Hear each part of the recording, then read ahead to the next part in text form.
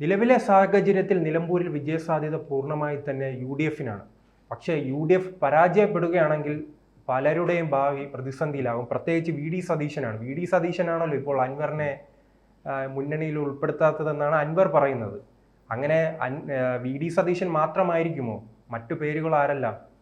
അല്ല, പിന്നെ പരാജയം LDF-നുണ്ടായാലും അവിടെയും പ്രശ്നമാണ്. അവരുടെ സിറ്റിംഗ് സീറ്റല്ലേ. ഭരണത്തിനൊന്നും കുഴപ്പം വരുന്നില്ല, നല്ല ഭൂരിപക്ഷത്തിൽ നിൽക്കുന്നവരല്ലേ. പക്ഷേ അവർക്ക് നല്ല പിന്നെ തൊലിക്കെട്ടിയുണ്ട്. അതുകൊണ്ട് എന്തും പറഞ്ഞ് നേടുന്നവരാണ് CPM-കാർ. അതുകൊണ്ട് ആ ഭാഗം നമുക്ക് നോക്കേണ്ട കാര്യമില്ല. പിന്നെ അപ്പോൾ അവിടെ അൻവറിൻ്റെ ആ വെല്ലുവിളി വിജയിച്ചു. LDF ഈ പരാജയം ജനങ്ങളുടെ അംഗീകാരമാണ്. കാരണം കുറച്ചും കൂടെ മെച്ചപ്പെട്ട് അടുത്ത തവണ അധികാരത്തിൽ വരാനുള്ള ജനങ്ങളുടെ ഒരു പിന്തുണയാണ്. ഇടയ്ക്ക് LDF കൺവീനർ രാമകൃഷ്ണൻ പറഞ്ഞ കാര്യം ഓർക്കണം. അദ്ദേഹം പറഞ്ഞു ഇത് ഭരണത്തിൻ്റെ വിലയിരുത്തലാണെന്ന് പറഞ്ഞു. അത് ഭരണത്തിൻ്റെ വിലയിരുത്തലാണ് എന്ന് പറഞ്ഞിരിക്കുന്ന സ്ഥിതിക്ക് എനിക്കൊരു സംശയമുണ്ട്, പിണറായി വിജയനിട്ടൊരു കൊട്ടു കൊടുക്കുകയാണോ പിന്നില്ലെന്ന്. കാരണം തോൽവി ഉണ്ടായിക്കഴിഞ്ഞാൽ ഭരണത്തിൻ്റെ വിലയിരുത്തലായിട്ട് തന്നെ കണ്ടുകൊണ്ട് പോകുമോ എന്നാണ് അറിയേണ്ടത്. ഇനി UDF-ലാണ് വലിയ പ്രശ്നം ഉണ്ടാകാൻ പോകുന്നത്. തോൽവി ഏറ്റുവാങ്ങിക്കഴിഞ്ഞാൽ അവരുടെ സിറ്റിംഗ് സീറ്റ് അല്ല, അതൊരു കാര്യം. പരമ്പരാഗതമായിട്ട് കോൺഗ്രസ് മണ്ണാണത്. അപൂർവമായിട്ട് മാത്രമാണ് CPM-ലേക്ക് പോയിട്ടുള്ളത്. പിന്നെ 2016 അൻവറിൻ്റെ പിൻബലവും എല്ലാം ഉള്ളത് കൊണ്ട് തന്നെ CPM-ന് അവിടെ നിലനിൽക്കാൻ സാധിച്ചു എന്നുള്ളതാണ്. അപ്പോൾ UDF-നാണ് വെല്ലുവിളി ഏറ്റവും കൂടുതൽ. ഒന്ന്, UDF പരാജയപ്പെട്ടാൽ. പക്ഷെ നിലവിൽ നമ്മൾ പലയിടത്തു നിന്നും അറിയുന്നത് ഇപ്പോൾ ഷൗക്കത്തിന് അനുകൂലമായിട്ടുള്ള ഒരു സാഹചര്യമാണെന്ന്. നമ്മൾ മറു സൈഡും കൂടെ ആലോചിക്കണം. തോൽവിയാണെന്നുണ്ടെങ്കിൽ അത് ഒന്ന്, VD സതീശൻ്റെ കാര്യം എന്താകും എന്നുള്ളതാണ്. എല്ലാവരും കൂടെ സതീശൻ്റെ നെഞ്ചത്ത് കയറും, ഉറപ്പാണ്.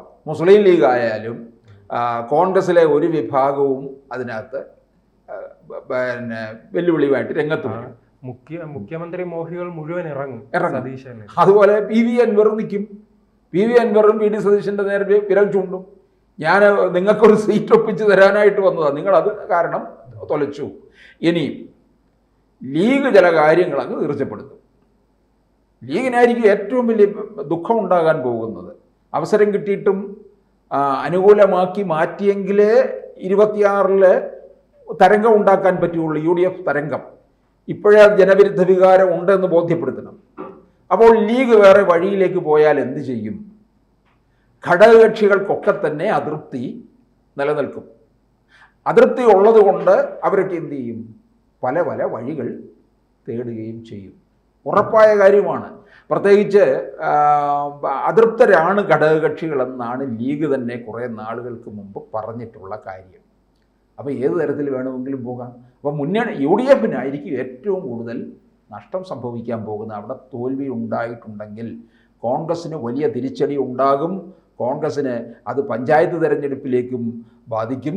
പിന്നെ അത് കഴിഞ്ഞിട്ട് നിയമസഭാ തെരഞ്ഞെടുപ്പിലും വലിയ ദോഷമുണ്ടാക്കുകയും ചെയ്യും. അത് പിന്നെ ലീഗ് എത്ര കാലം ഇനി ഇത് മുമ്പോട്ട് പോകും? ലീഗിന് സാധ്യമല്ല. ലീഗ് എനിക്ക് തോന്നുന്നു എന്ന് വെച്ചാൽ ഇപ്പം തോറ്റു എന്ന് വിചാരിച്ച് ഉടനെ ഇവിടുന്ന് ഇറങ്ങത്തില്ല. പഞ്ചായത്ത് തെരഞ്ഞെടുപ്പും കൂടെ നോക്കും. പഞ്ചായത്ത് തെരഞ്ഞെടുപ്പിൻ്റെ ഒക്കെ ഫലം വിഭിന്നമാണ് എന്നൊക്കെ നമ്മൾ പലപ്പോഴും പറയാറുണ്ട്. അല്ല, അൻവർ ഈ LDF-ൽ നിന്നും ഈ പ്രശ്നങ്ങൾക്ക് പിന്നാലെ ആദ്യം ബന്ധപ്പെടുന്നത് മുസ്ലിം ലീഗിനെയാണ്. അവരുടെ വേദിയിൽ പ്രത്യക്ഷപ്പെടുന്നു, പാണക്കാട് പോകുന്നു, മുസ്ലിം ലീഗ് നേതാക്കളുമായി സൗഹൃദം പങ്കിടുന്നു. പക്ഷെ പൂർണ്ണമായി തന്നെ VD സതീശൻ്റെയും കോൺഗ്രസിൻ്റെയും തീരുമാനമായിരുന്നല്ലോ. അത് മുസ്ലിം ലീഗിൻ്റെ തീരുമാനമല്ല, കോൺഗ്രസിൻ്റെ തീരുമാനമായിരുന്നു മാറ്റി നിർത്തുക എന്നത്. അതുപോലെ ഇപ്പം ലീഗ്, ഞാൻ ചോദിച്ചോട്ടെ, ലീഗ് അൻവറിനെ നിർത്തി കളിക്കുന്നുമുണ്ട് നന്നായിട്ട്. അൻവറിന് വേണ്ടിയിട്ട് തിരുവമ്പാടി സീറ്റ് കൊടുക്കാമെന്നുള്ളൊരു ധാരണയൊക്കെയുണ്ട്. പിന്നെ ഒരു 2 സീറ്റ് കൂടെ നോക്കണേ. തൃണമൂൽ കോൺഗ്രസ് എന്നും പറഞ്ഞ് വന്നിട്ട് 3 സീറ്റിന് വേണ്ടി ചോദിക്കുകയാണ്. ബാക്കി 2 സീറ്റ് കോൺഗ്രസ്സുകാരുടെ എടുത്ത് കൊടുക്കണം. അത് ലീഗായിരിക്കും ആവശ്യപ്പെടുന്നത്. ഒന്ന് ആലോചിച്ച് നോക്കാൻ. അപ്പോൾ ലീഗിൻ്റെ കളി എന്തുമാത്രമാണ് എന്നല്ല. ലീഗ് ആവശ്യപ്പെടും, ഉറപ്പാണല്ലോ. ലീഗ് ആവശ്യപ്പെടുന്നത് എന്തിനു വേണ്ടി? ഇനി 5ാം മന്ത്രി അല്ല 6ാം മന്ത്രി. അടൂർ പ്രകാശ് ഇടക്കാലത്തിന് നാം തന്നെ ചർച്ച ചെയ്തതാണ്. കാരണം അടൂർ പ്രകാശിനെ വ്യക്തമാക്കുകയാണ്, ലീഗിന് അതിനുള്ള അവകാശമുണ്ട്, അവർ അത്രത്തോളം മലബാറിൽ വളർന്നു കഴിഞ്ഞു, അതുകൊണ്ട് അവർ ചോദിക്കുമ്പോൾ കുറ്റം പറയാൻ കഴിയില്ല. ഈ മലബാറിലും ഒക്കെ വളർത്തിയത് ആരാണ്? ഇവരൊക്കെ തന്നെയല്ലേ വളർത്തിയത്? 2011 മുതൽ 16 വരെ ഉമ്മൻചാണ്ടി സർക്കാരിൻ്റെ കാലത്ത് എന്തായിരുന്നു? പ്രീണനം നടത്തി അങ്ങ് കൊടുക്കുകയല്ലായിരുന്നു ചെയ്തിട്ടുള്ളത്. ഇനിയിപ്പോൾ 6ാം മന്ത്രിയും കൂടെ ആക്കാം UDF വന്നു കഴിഞ്ഞാൽ. ഉപമുഖ്യമന്ത്രി ഉണ്ട്, അതെന്തായാലും ഉറപ്പാണ്. ഉപമുഖ്യമന്ത്രി ഇല്ലെന്നുണ്ടെങ്കിൽ കുഞ്ഞാലിക്കുട്ടിയൊന്നും ജീവിച്ചിരിക്കില്ല. നോക്കൂ, ഇവരുടെ ഈ കോൺഗ്രസ് പാർട്ടിയെ ഇല്ലാതാക്കും. ഉപമുഖ്യമന്ത്രി കൂടെ കൊടുത്തു കഴിഞ്ഞാൽ പിന്നെ കാണാം, പിന്നെ സംഭവിക്കാൻ പോകുന്നത് എന്തായിരിക്കും? ഈ കോൺഗ്രസ്സുകാരന്മാരുടെ തോളി കയറിയിരിക്കുകയാണ്, അത് പിന്നെ അങ്ങ് തലയിൽ കയറും. ഇവർക്ക് ഒന്നും വയ്യാത്തൊരവസ്ഥയിലേക്ക് എത്തും. പ്രിയങ്ക ഗാന്ധിക്ക് ആ പെണ്ണുമ്പിള്ളയ്ക്ക് ഇനി ഇവിടെ വന്ന് ജയിച്ചു പോകണമല്ലോ വയനാട്ടിൽ. അതിന് പിന്നെ ലീഗ് കനിയണം. അപ്പോൾ പിന്നെ ലീഗ് പറയുന്ന അനുസരിച്ചൊക്കെ നിൽക്കത്തുള്ളൂ. പാണക്കാട് ഇടയ്ക്കിടയ്ക്ക് വരുമല്ലോ അല്ലേ? എന്തുകൊണ്ട് വരുന്നത്? ലീഗും കോൺഗ്രസും തമ്മിലുള്ള ഹൈക്കമാൻഡും തമ്മിലുള്ള ബന്ധമെന്ന് പറയുന്നത് വളരെ വലുതാണ്. ഇവിടുത്തെ കോൺഗ്രസിനകത്തെ കലഹം മുഴുവൻ കൃത്യമായിട്ട് അറിയിച്ചു കൊടുക്കുമല്ലോ ഹൈക്കമാൻഡിന്. അതൊക്കെ ലീഗിൻ്റെ ജോലിയല്ലേ? അല്ല, പണ്ട് 5ാം മന്ത്രി പ്രശ്നം വന്നപ്പോൾ തന്നെ ഇവിടുത്തെ കോൺഗ്രസ് നേതാക്കൾ ഒന്നടങ്കം പറഞ്ഞു മുസ്ലിം ലീഗിന് 5ാം മന്ത്രി നൽകരുതെന്ന്. പക്ഷെ ഹൈക്കമാൻഡ് കൊടുത്തു. അതെ, അതാണ് ഹൈക്കമാൻഡ് ഇവരുടെ മുന്നിൽ വളഞ്ഞു നിൽക്കുക എന്നുള്ളതാണ്. അപ്പോൾ ഇതിൻ്റെ ദോഷം ഇനിയിപ്പോൾ അങ്ങോട്ട് ഉണ്ടാകാൻ പോകുന്ന ലീഗ് ഇത്രത്തോളം ആധിപത്യം സ്ഥാപിച്ച് വന്നു കഴിയുമ്പോൾ മറ്റുള്ളവരുടെയൊക്കെ പോവുകയല്ലേ വോട്ട്. ഇവരെ ലീഗിനെ നിലനിർത്തിക്കൊണ്ട് അതിനോടൊപ്പം തന്നെ ക്രൈസ്തവ വോട്ടുകളൊക്കെ തിരിച്ചു പിടിക്കാമെന്നും പറഞ്ഞാണ് സണ്ണി ജോസഫിനെ കൊണ്ടുവന്നിറക്കിയത്, സുധാകരനെ പറഞ്ഞു വിട്ടിട്ട്. എന്താ ഇപ്പോൾ സണ്ണി ജോസഫിനെ കൊണ്ടുവന്നതുകൊണ്ട് എന്ത് നേടാൻ പറ്റും?